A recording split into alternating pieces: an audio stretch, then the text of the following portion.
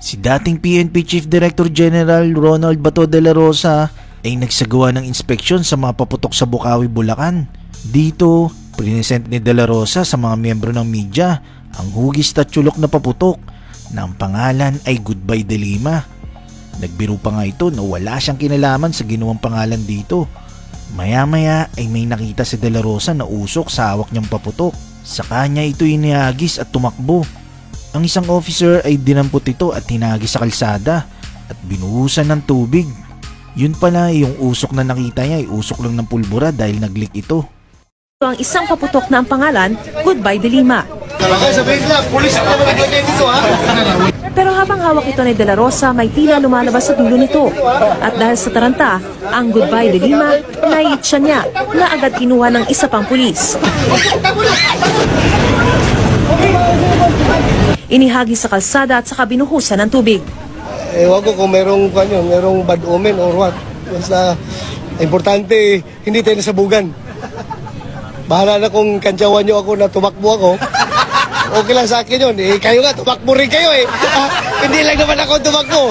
Pati kayo tumakbo, iniwan nyo mga kamera nyo, di ba? Patas na tayo, patas na tayo.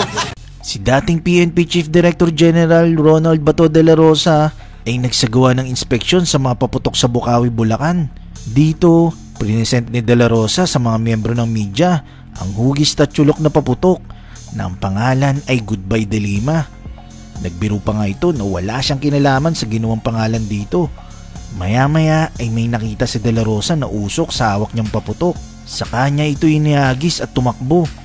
Ang isang officer ay dinampot ito at hinagis sa kalsada at binuhusan ng tubig. Yun pala, yung usok na nakita niya ay usok lang ng pulbura dahil nag-leak ito. Ang isang paputok na ang pangalan, Goodbye de Lima.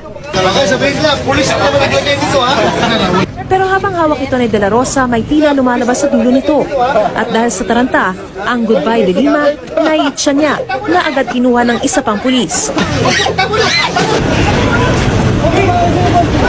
Inihagi sa kalsada at saka binuhusan ng tubig.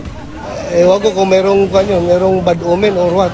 Basta importante, hindi tayo nasabugan. Bahala na kung kantsawan nyo ako na tumakbo ako. Okay lang sa akin yun. Kayo nga, tumakbo rin kayo eh. Hindi lang naman ako tumakbo. Pati kayo tumakbo, iniwan nyo mga kamera nyo, di ba? Patas na tayo, patas na tayo.